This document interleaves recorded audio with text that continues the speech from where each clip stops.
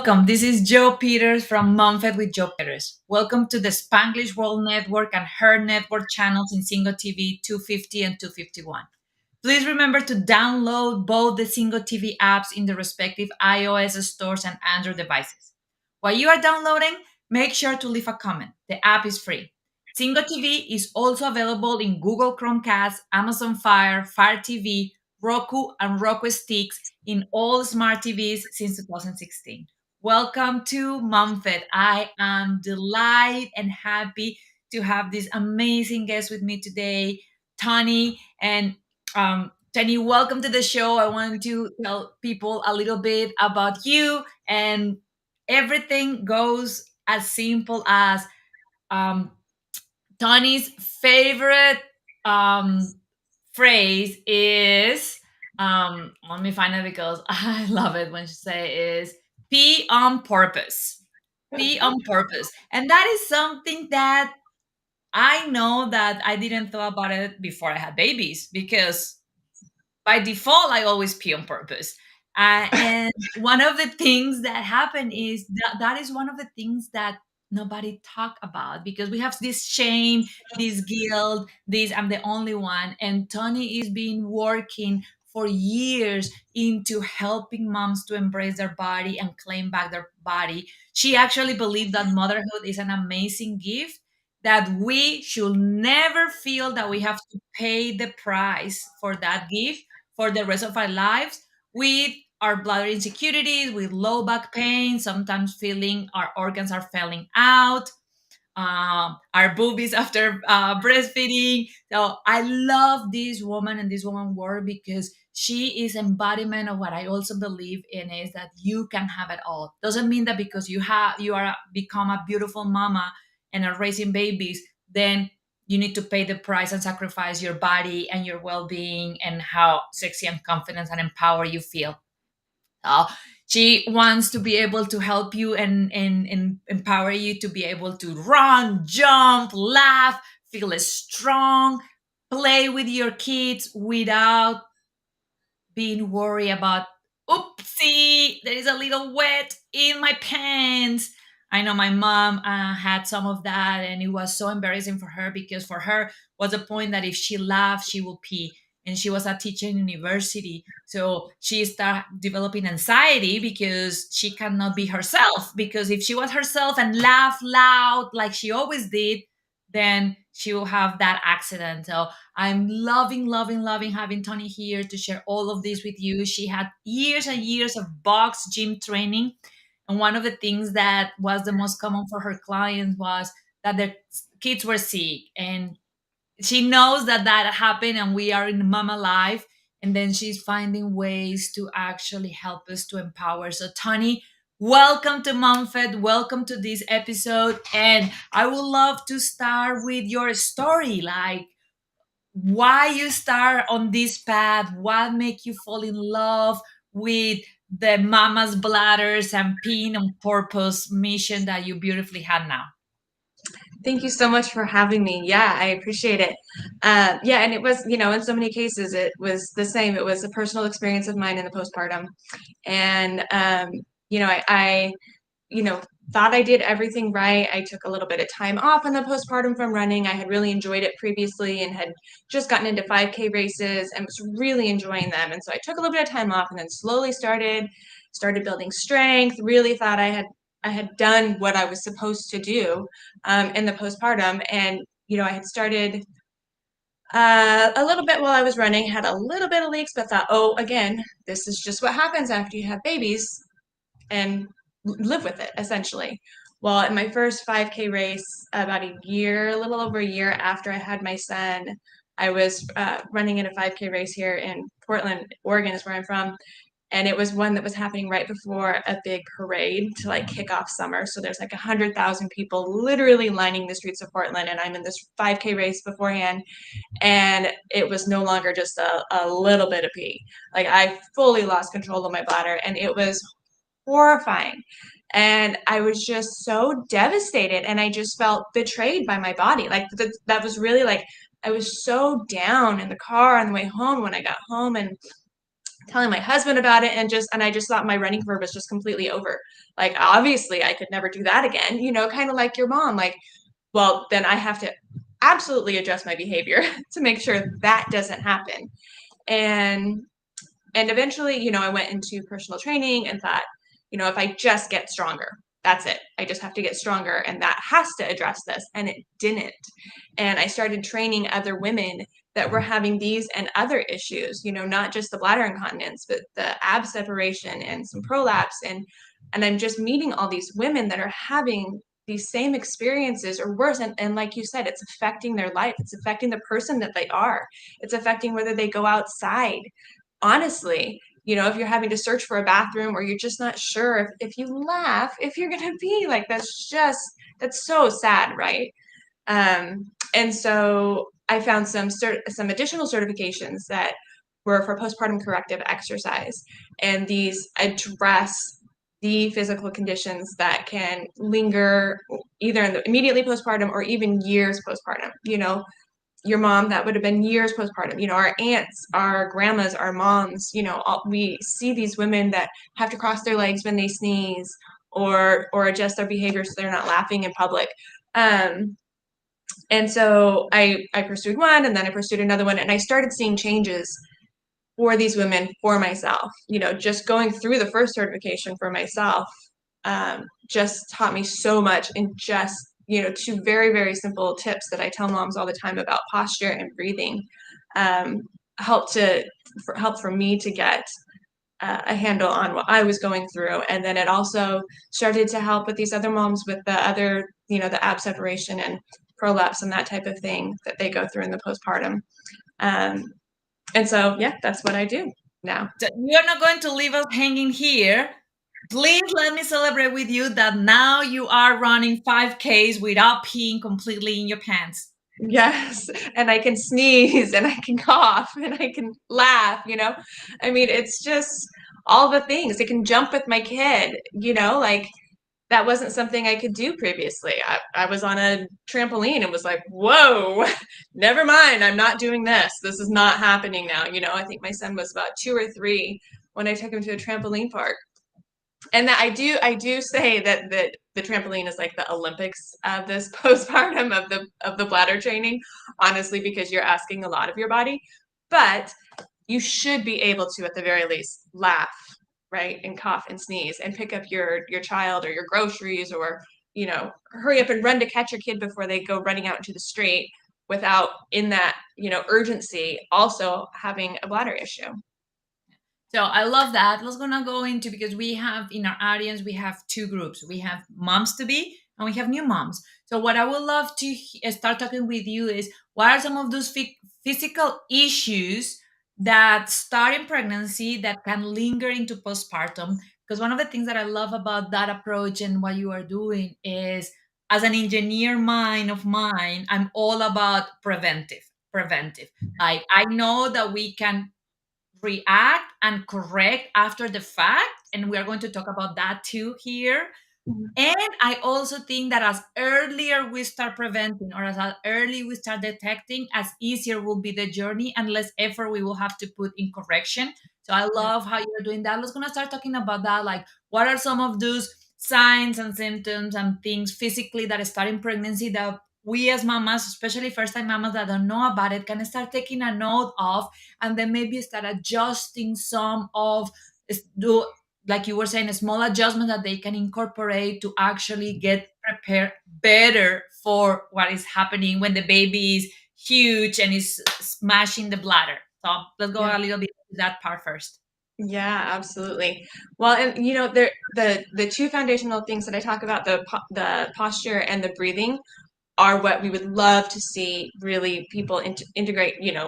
Even those that never get pregnant would love to see people integrate that more into their daily habits and their exercises.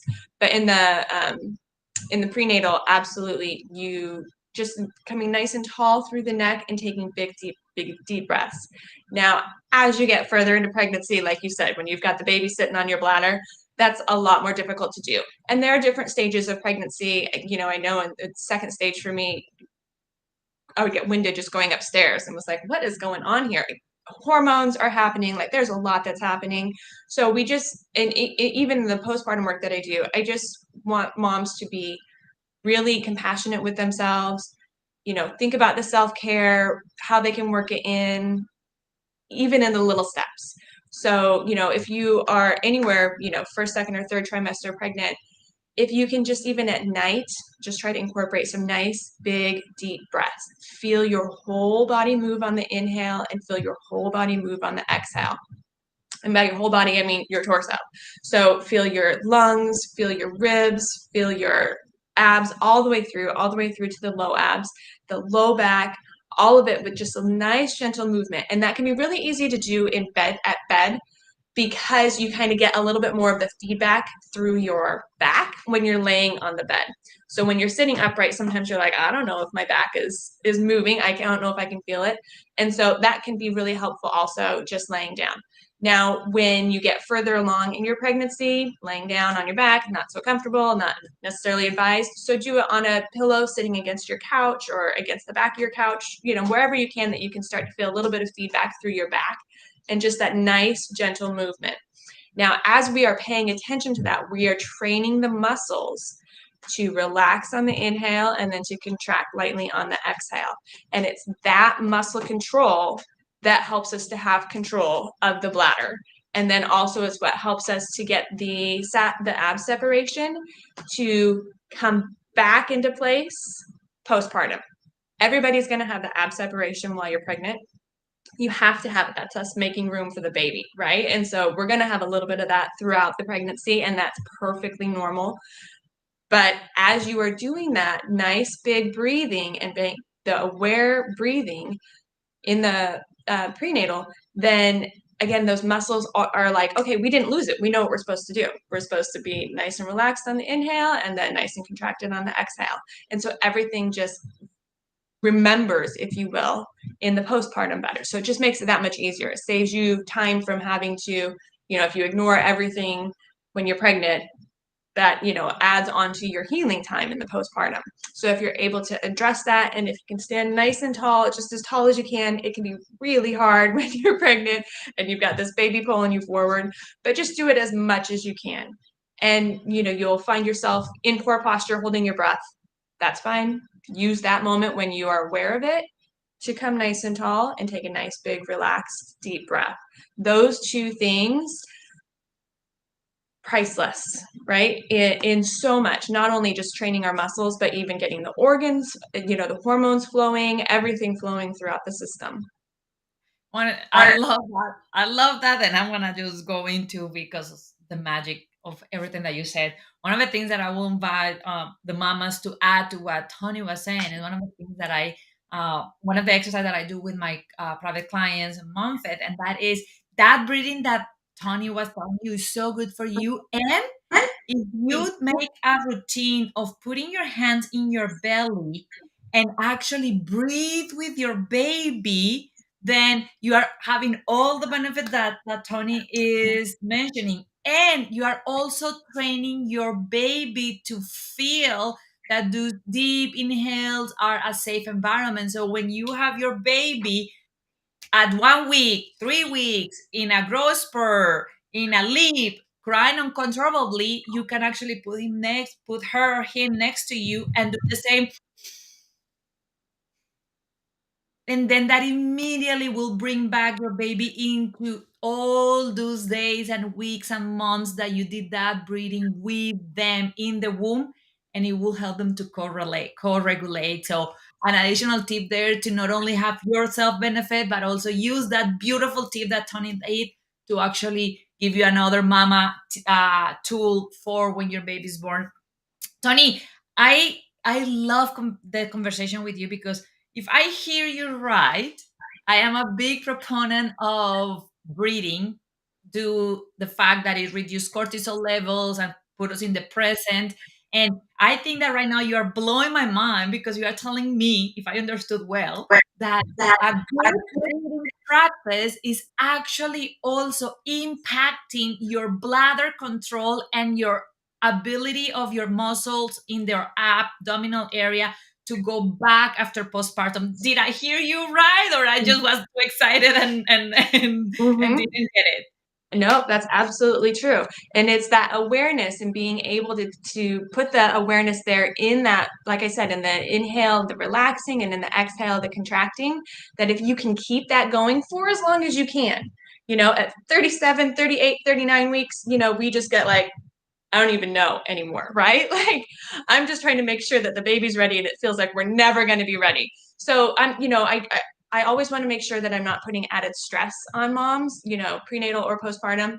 And life is going to happen and it's going to get crazy, but just do it for as long as you can. Even again, if it's just 10 minutes at night, getting that awareness in those muscles, then yes, absolutely, in the postpartum will, again, remember that muscle memory. You don't lose it. If you completely forget about the breathing and you're holding your breath throughout the whole pregnancy, it's going to take a little bit longer typically to get that kind of awareness back in the postpartum. And that awareness in the postpartum is fantastic for healing. That deep breathing, which I love, by the way, what you said about doing it in the prenatal and breathing with your baby, that is amazing. I love that advice so much. But it's also in the postpartum, that type of breathing, again, like you were saying, it gets you into the parasympathetic, so the rest, digest, and the healing of our natural body, of our system, of what it's designed to do. And so when you can get that breathing incorporated in the immediate postpartum, you're helping your healing as well. Just another added benefit. It's just amazing. Everybody breathe as deep as you can. Yeah, we are here big fans of breathing. Connie, as an expert that you are, why you don't just share a couple of tips that you had based on all your clients and all the people that you coach with, especially end of second trimester, third trimester, where because of the weight of the belly, what we tend to do is crunch our shoulders to compensate.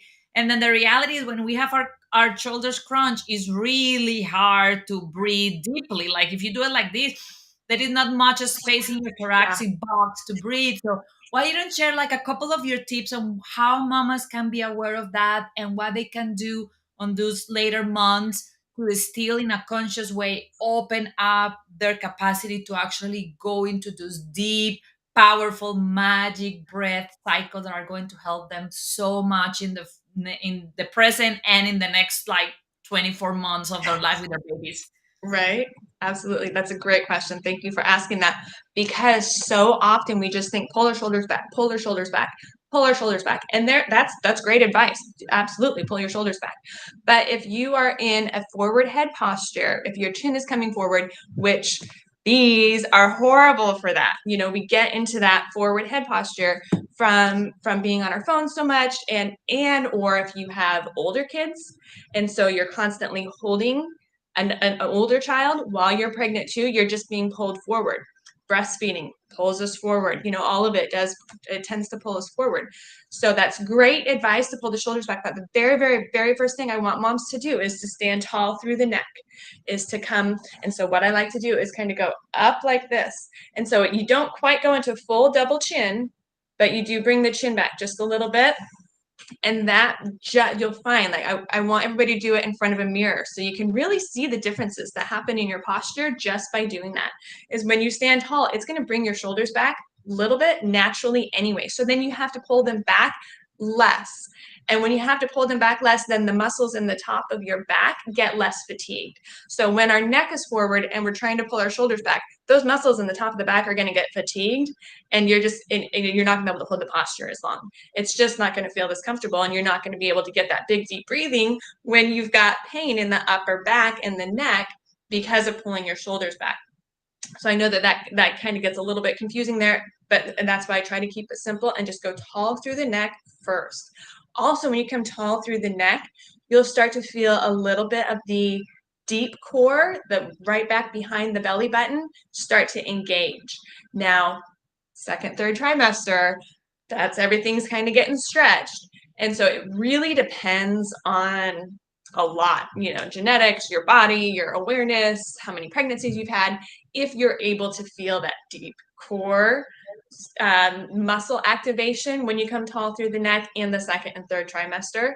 But if you just keep doing it, it's the kind of thing that your body, like I tell people, It's like your nervous system sent the signal here, and then here, and then here. So just don't give up trying.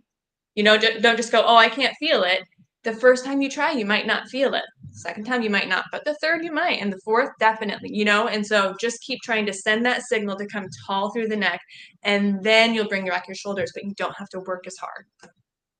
And I think that one thing that you said that is very powerful, and you can correct me if you think that what I'm saying is wrong, but one powerful thing is sometimes we get discouraged because we don't feel it. And like we were talking before, I believe that society is putting so much pressure on us mamas that we forget to give ourselves grace. So we are like, oh, I didn't feel it the first time, I didn't feel the second time, I didn't feel it the third time. Oh, it's not working for me. Yeah, I'm the only mom that this is not working. And then what if we actually think, even if I'm consciously not feeling it, my body's doing it and Mhm. it's working. Like, yeah, it would be a lot easier and better if we feel it, but can we say that even if we don't feel it and we keep doing it, our bodies Mhm. are still having some of the benefits, so we can actually Mhm. take that pressure out of our shoulders, Sunny? Yeah, absolutely. For sure. Exactly. No, that's perfect. Because again, it's that signal is being sent. And so it's the muscles here that are starting to react and the muscles here. I've had over the years, I've had only two clients that in our set of sessions were not able to get this full body activation through the posture and the breathing. Both of them came back at some point within the next 6 months, and we're like, "Oh, hey, I finally got it! Just yay!" We didn't even have more sessions, but they came back. We're like, "Just so you know, I finally got it." And my biggest lesson was with that is that they didn't stop trying. Because if they had stopped trying, I would never have heard back from them, right? They would just, like you said, think I'm the only one. It's never going to work for, so nothing else is ever going to work, obviously. But both of them kept trying the breathing, and maybe at the time maybe they really weren't sleeping and maybe they were super stressed, and there's a lot of things that can contribute to it. Now this breathing can definitely help with stress for sure. And so again, that's why you definitely want to keep trying, but there's a lot of things that could be happening if you're just if it's the day. I always tell people, it's the day you didn't sleep that night and you had to get up early, and the dog puked on the floor, and there's just those days that happen. Everything goes wrong. That's not the day to start this type of training, but it's a good day to, if you've already been doing it, to really try to incorporate it throughout. But yeah, absolutely, just keep trying. Just keep Our body is designed to listen to us and the signals that we give it. But sometimes if it's out of practice, or if it's overwhelmed or exhausted because you just had a baby, you just have to give it a little bit of time, but it'll listen. Now that's fantastic. And one of the things that I love about that is that you said that you do with your clients too is in a world that is making the label of we need to be super moms and we need to have it all together and we need to do everything perfect, of us as mom leaders leading the pack, taking away some of that pressure and saying like, hey, if you don't feel it doesn't mean that it's not working. You don't Mhm. have to check that box to make it right or Yep. get the pressure off of I'm not doing it right because I'm not feeling it. So I love that. One of the analogies that I was thinking when you were talking is it's almost like if we are cooking a meal for our family, and we put the turkey and the veggies and everything in the oven. If we follow the recipe and put the turkey, season it, and all that in the oven, what are the chances that when we come out of the oven, we came out with a pork leg? It's not possible. We are going to come out with a cooked turkey. It's the same with our body. If you are doing the exercises, if you are showing up every day for your body, like there is no chance that it will not work. Like it's not possible. You may not be feeling it because what Tony was saying. Plus, I know that there are some moms that had uh, previous trauma or child trauma that get very triggered when we are pregnant. That could be another layer where you are not feeling completely your body and you're not embodying it. But let us sure that if you are putting the turkey in the oven, you're going to bring back a cooked turkey, not a pork leg. So if you're doing the work with what Tony's teaching you, standing up, your shoulders, and Shoulders. then breathing, then you are going to have the benefits. Tony, that was beautiful for our moms to be. Now we have also some moms that are maybe already having their baby and are in that category, in that group that you were talking of.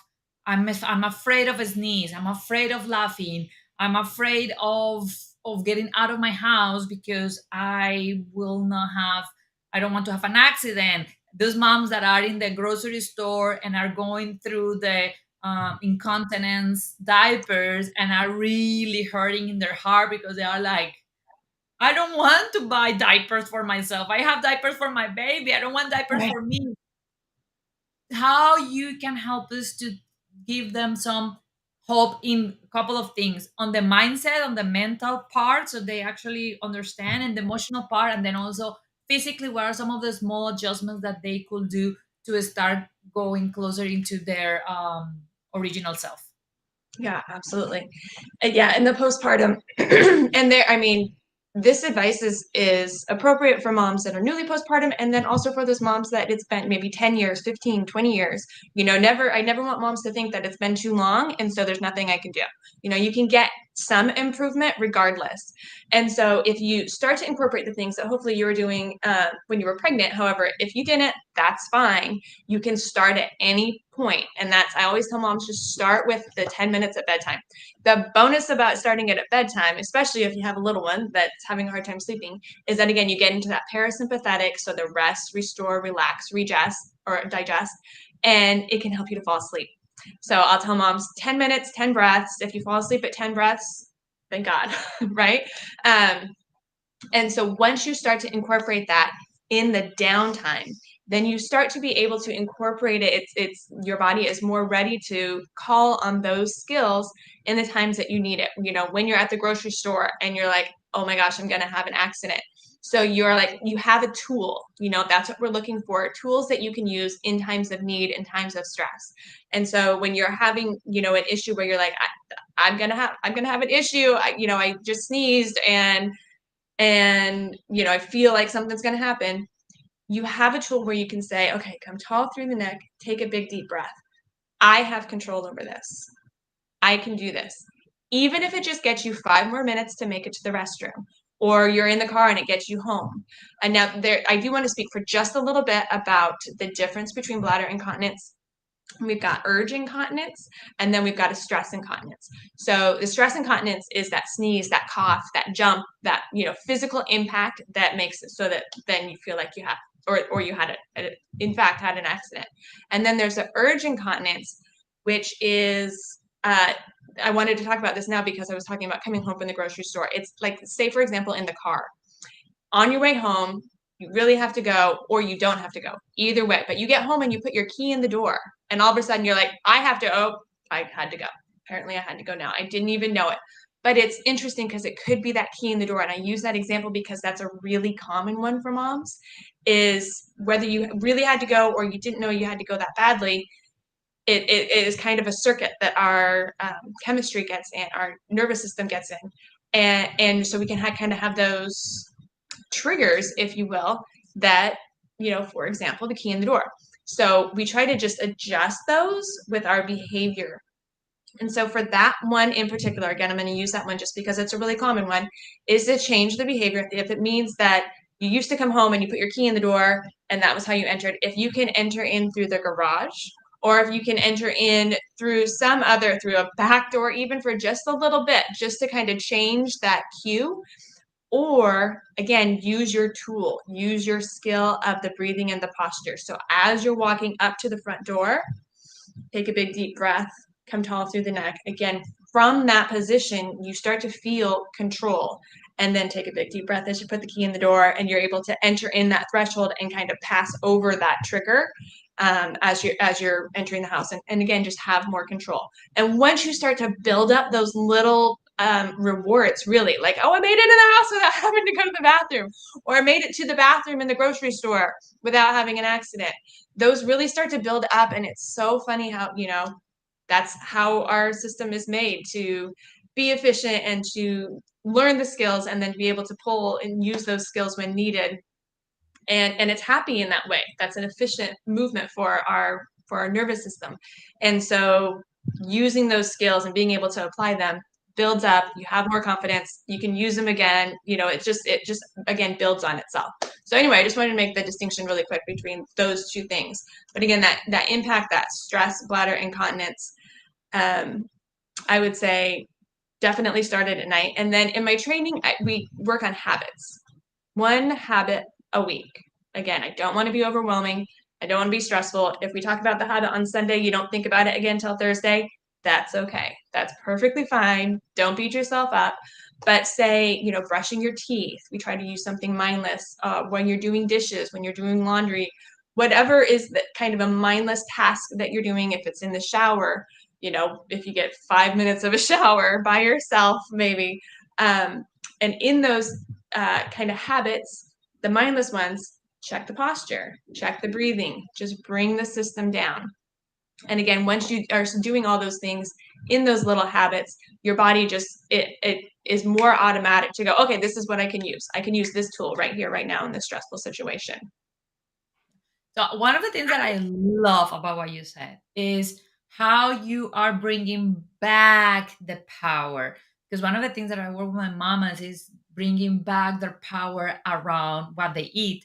And I think that what you are giving them is bring them back that power of this is not happening to you. This is not something randomly. If I hear you right, what you are saying is if you pay attention to your patterns, you are going to be able to actually pinpoint and map, okay, this P situation happened every time that I'm gonna open my door. Or if it's a impact thing, it happened when I sneeze, but not when I laugh, or when I jump, but not when I cry. So I am fascinating and I want to explore that with you more into how is that very powerful because you are just bringing back the power of I'm not a hopeless victim of my body. My body's doing this randomly. I don't know when it's going to happen. I don't know how it's going to happen. So Mm-hmm. then it's better for me to just stay at home because I'm hopeless and I'm scared versus what I hear you saying is I am empowered because if I pay attention, I know where are the triggers, I know where are the situations, and from that map, then I can take action. I can do something about it. I love what you say, I can have control over my body again. Yeah, absolutely. Well, and that was, kind of how I said at the beginning too, in my story, my personal story was I felt betrayed by my body. Like in the postpartum, everything about our body is unfamiliar and new, right? And we have to relearn it, everything top to bottom, I feel like, from literally your feet all the way through your breathing, your posture, everything. And so being able to incorporate these things, giving you back that control is everything. And I do want to talk for just a little bit too about how when you are at home and you feel like you're stuck at home and you don't have control of your body, there is a strong correlation between that and postpartum depression. And so that is one of the main reasons why I want to be able to talk to moms about this, is so that not only you feel more control and you can leave the house, but then it doesn't snowball into something even bigger.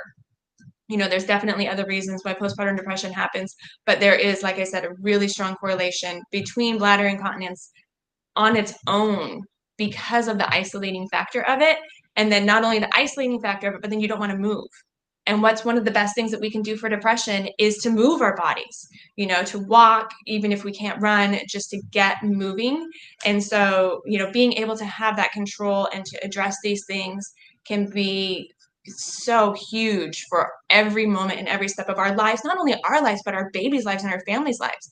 Because if we are feeling that and we have gone so far into it so that we're, experiencing postpartum depression, that affects the whole family, everything about it. And so, just being able to get control of your body and feel like you have, again, that backup, that skill, that tool that is yours that you can use in any time of need is just can be life changing, honestly, for some moms. Absolutely. And I love how you are touching on the mood disorders because I think that also impact anxiety and psychosis and all that. And the reality is more common than what we talk. We were actually when the statistics said, oh, it's only 20% of the new moms. when you see what 20% means, is that if you are one of five friends, one of your five friends is struggling with this, and then having tools to actually prevent that is so important. Tony, another thing that I want to talk with you is, because I really believe that there is a strong alignment between body, mind, and emotions. So we are doing all that physically with the posture, with that, how these mamas can handle the mental part, the mental chatter, the mental talk about, oh, I had the accident, oh, I get some weight in the supermarket. How are some mental tools that they can use to not spiral down and then actually remember that they actually had options and had a possibility to take control? Right. And and that can be it, right? That can be the tough part, is that mental spiral in all of this. And so, I just encourage, once we start having the habit of coming tall and taking the deep breath, then again, not to harp on it, but then you have that skill, but it's the muscle memory. And so your body automatically knows, kind of like what you were talking about with the mom in the having the belly breathing while you're pregnant with the baby, and then being able to get that baby right into that same uh, environment, mentally, physically, uh, in the postpartum, by being able to do that same breathing. It's when you are able to do that same breathing in your stressful situation, it brings back those same feelings for you of control, of relaxation, of um, being able to just calm the mind. And so just using those same tools can be really helpful for having that control. And I also talk a lot about self-talk. That might be one of your habits for the week. It might not be the physical, the breathing and the posture, or incorporating it into exercises. It might be catching yourself talking down to yourself in the different moments throughout the day. And one of the things that I say in my ebook is catch it and correct it. So we talk about that, for the physical stuff. When you see yourself or find yourself holding your breath in poor posture, catch it, correct it, and get on with your day. Same thing with the self-talk. When you start to listen for, at one point I thought, oh, I don't talk that badly to myself.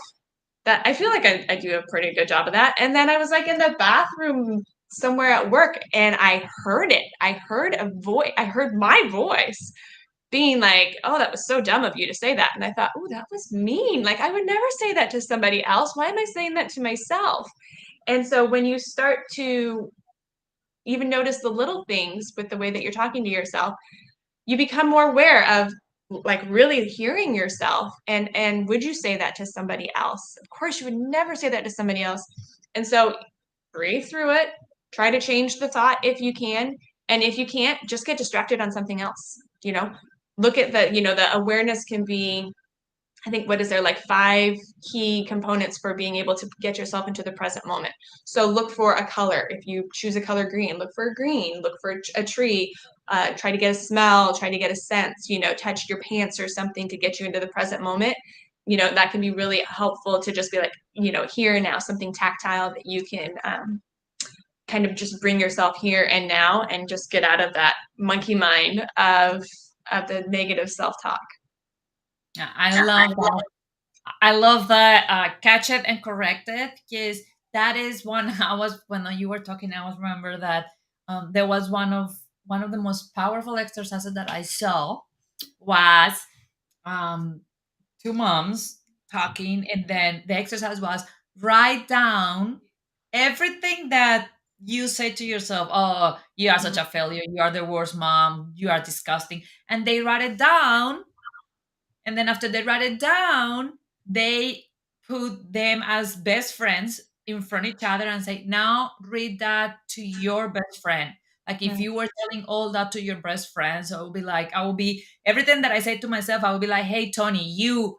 And it was so powerful because none of them was able to even go above the second phrase. As soon as they start saying that, they start just crying uncontrollably with what you were saying. They were like, I will never tell her this. I love her. I will never say this to her. I will never try to hurt her in that way. But that is what we do with ourselves. every day of every week, because then we are in that monkey mind. So I love that practice of catch it and correct it, catch it and correct it. And what you say of I love that is thinking, will I say this to anybody? Okay. I was even thinking, okay, I'm gonna pick one of my friends right now, and I will call her and tell her exactly what I Right, tell myself. No, right, I will not. So right. I love, love, love that, Tony. One of the other things on you with that I think that is very powerful is your concept of habits, and then that concept of habits, because one of the things that can be overwhelmed for new moms, pregnant moms, and brand new moms is we have so many things to juggle and so many things to pay attention. So it could be overwhelming to think, oh, I have to also remember about this, about this, about this. Actually, I was Yeah, with one of my mamas, visiting one of my mamas, and I just put up a video, a reel about high lipids in your breast milk. And then she looked at me and she was like, just one more thing to pay attention to. So I love how you are founding things and helping moms to make it part of their habits that they already have. Why we don't talk about that a little bit? Why we don't talk about why that is so critical and important and different for the lasting change, yeah, lasting soul for them and their families? yeah, absolutely. Well, and I'm obviously all about posture and breathing, and we do it in our exercises. In my one-on-one session with clients, and in my ebook, it has an 8-week video course on um, integrating those two things within your exercises, so you can strengthen the muscles in that way, and retrain the nervous system and all that good stuff. And that is fantastic. I love it. In the ebook, they're like 20 minutes. In my sessions, they tend to be an hour to 30 minutes to an hour. And that's great.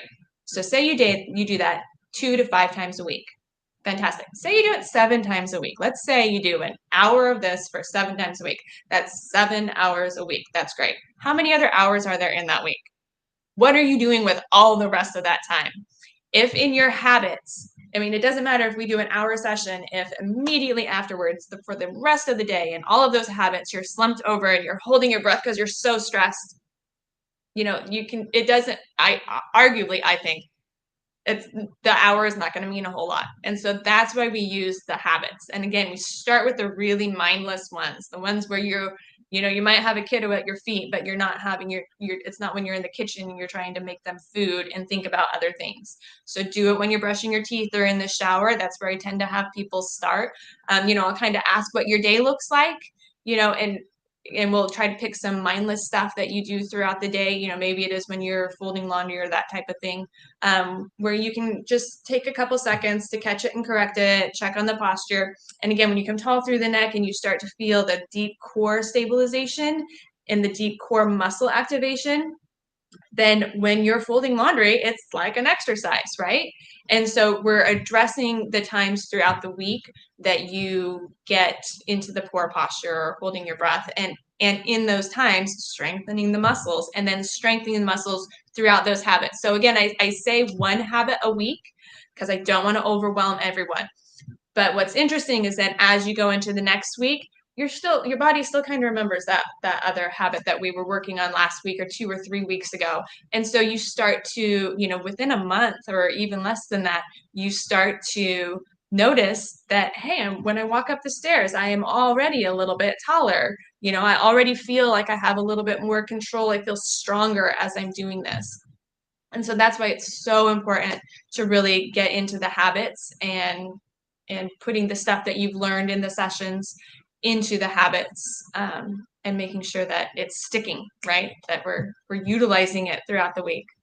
And I love that because I was listening to I think it was Gabby Bernstein or Mel Robbins, one of the two.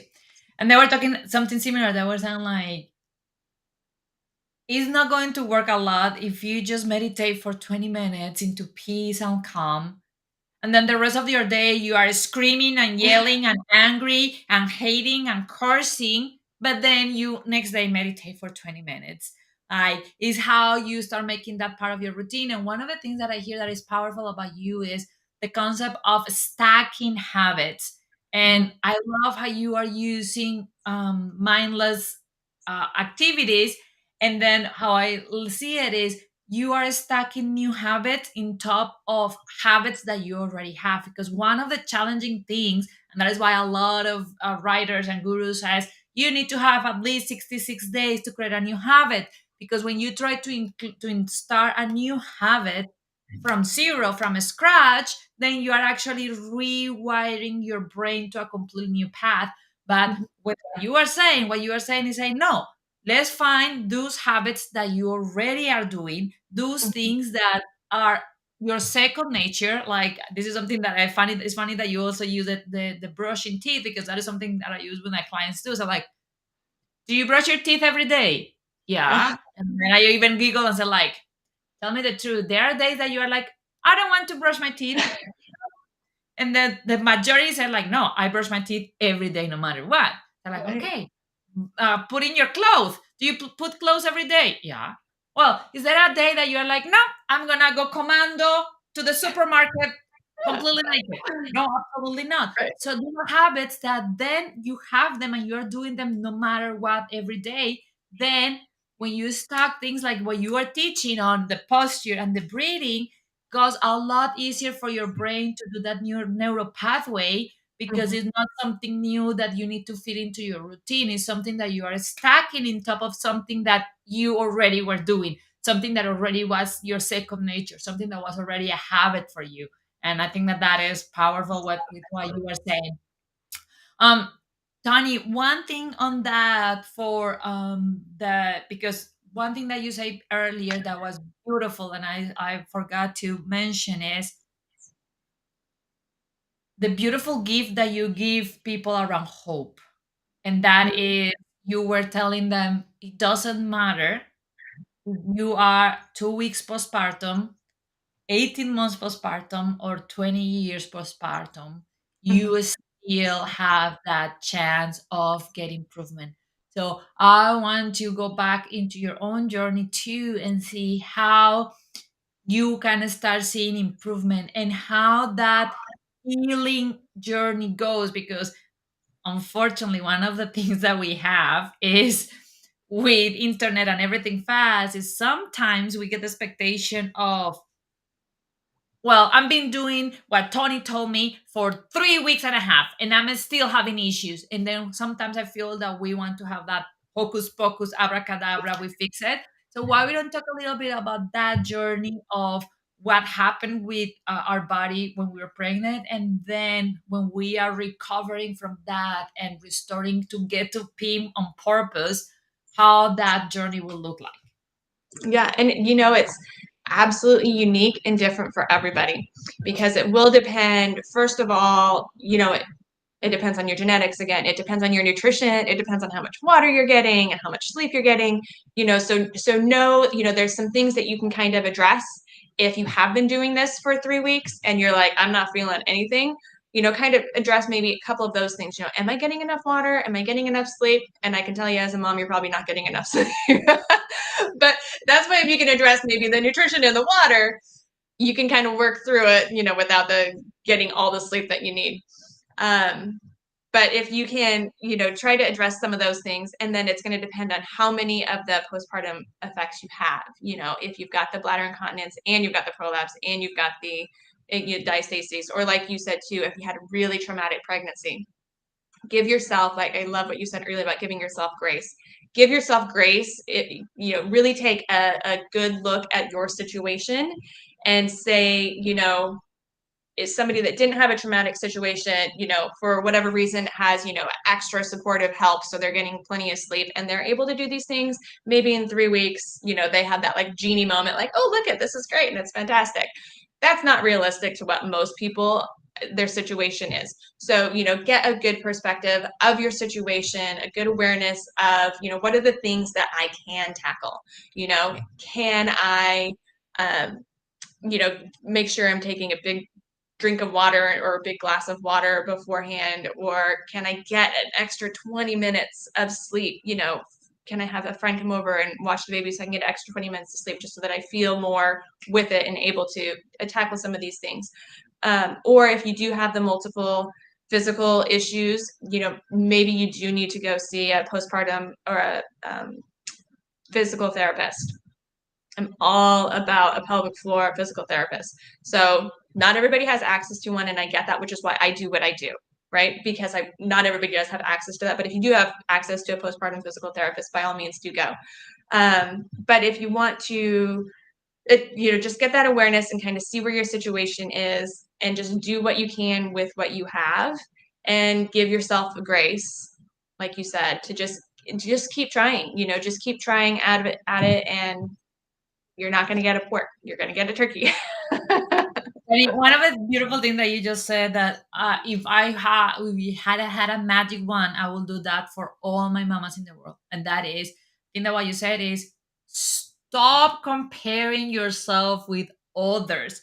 Your healing journey and your motherhood journey is unique to you because nobody else is you. That's it. So I love how you say that. Do not compare yourself. Do not compare yourself to a standard, and then start thinking on the things. One of the beautiful things and one of the powerful things that I want to reinforce with this last thing that you said is this is why it's so important that you, mama, had a team, a support team behind you. That is why I am a big advocate for you when you are pregnant to reach out to Tonie, to reach out to me, to have us in your team. The reality is, and I say it to all of you mamas, if you had us with you, if you have somebody like Tani in your team, and then after postpartum, you don't need it, awesome.